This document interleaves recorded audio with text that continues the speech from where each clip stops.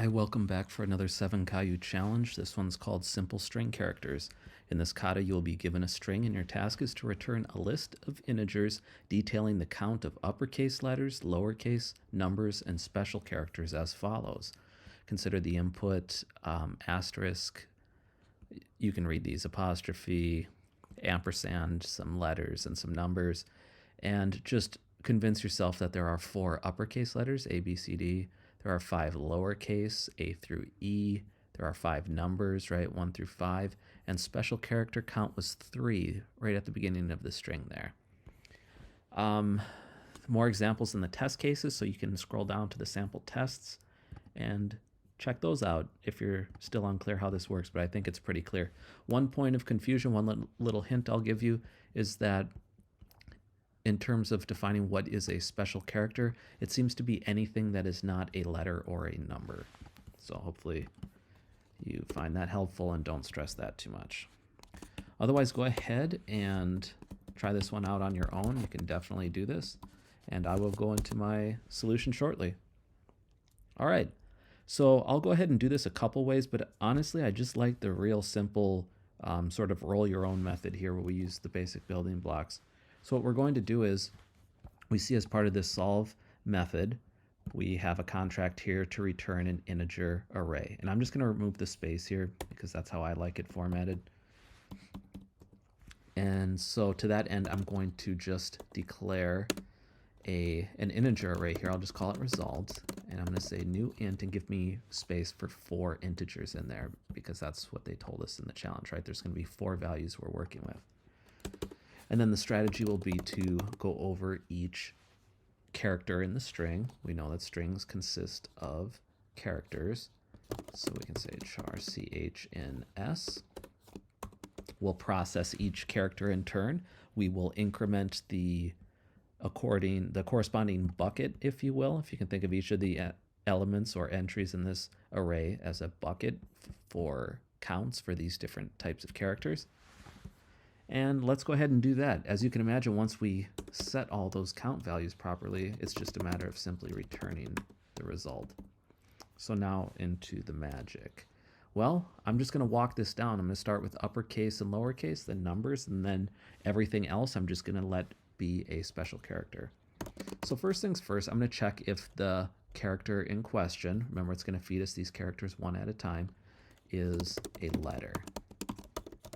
Right, and that handles 2 of our cases because we have a subcase. If it is a letter, it could be either upper or lower. I'm sorry, I missed the parameter here. Go ahead and refer to the char class in the documents if you're not familiar with this. Char, so we're checking that it's a letter, and then if it is a letter, we're going to say char is upper. If it is upper, we know we need to increment that first value in our result. So I'll say result 0. I use the prefix notation here where I put the increment in front. You can also use the postfix notation if you like. And then the idea is we know we have a letter in this block. If it's not upper, then clearly it's lower. I don't need to check if it's lower. I'm just going to go ahead and say, okay, you know what? If it wasn't upper, it was lower. So increment bucket 2, which has the lowercase count. Good. So, of course, we have other cases. We'll say else if. We can say char is digit. The char class gives us all these nice methods, by the way. So you can look these up if you have the page open. If it is a digit, we can say result 2. And I will use the prefix notation there. And then finally, just everything else is considered a special character. So I'm just going to automatically update bucket 4 on that one. And so really something like this is going to solve our problem. I'm going to go ahead and run just to make sure. Green. And green. So we're clear to submit. Really simple, right? We're just walking through each character and incrementing the corresponding bucket, much like you would do it if someone wrote out a string of text on a piece of paper and told you to count all these things. You'd probably start at the left and work your way to the right, look at each character one at a time, and maybe make some tick marks for each type of character. So I'll show you another way that we can do it that's not as efficient, but if you just want to see how you can use LINQ with something like this too. We do that a lot. People have told me they found that helpful, but I don't recommend doing it this way just because at least the way that I'm about to show you how I do it, it's going to actually go over the input 4 different times, which is kind of wasteful. Notice with my solution, I only went through each character. I only went through the string once. But in theory, you could say something like result 0. What we can do is we can set each of these values, and we can use LINQ methods to count the character types. So we could say S was what our input was called. If you look up your enumerable methods, there should be a count in there. Let's see. Yep, count.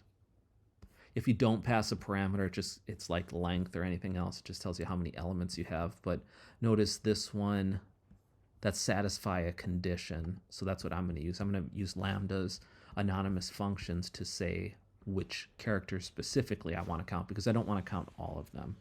So feel free to read all about that you like. Let's make a lambda. I'm going to use ch as my parameter name for this because each element in S, the string S, is a character. I just use ch for that. So what do we want to check for 0? We wanted to know that it was an uppercase. So our condition is char is letter first and char dot is upper. It's going to be just like what we did above, right? Basically the same kind of logic.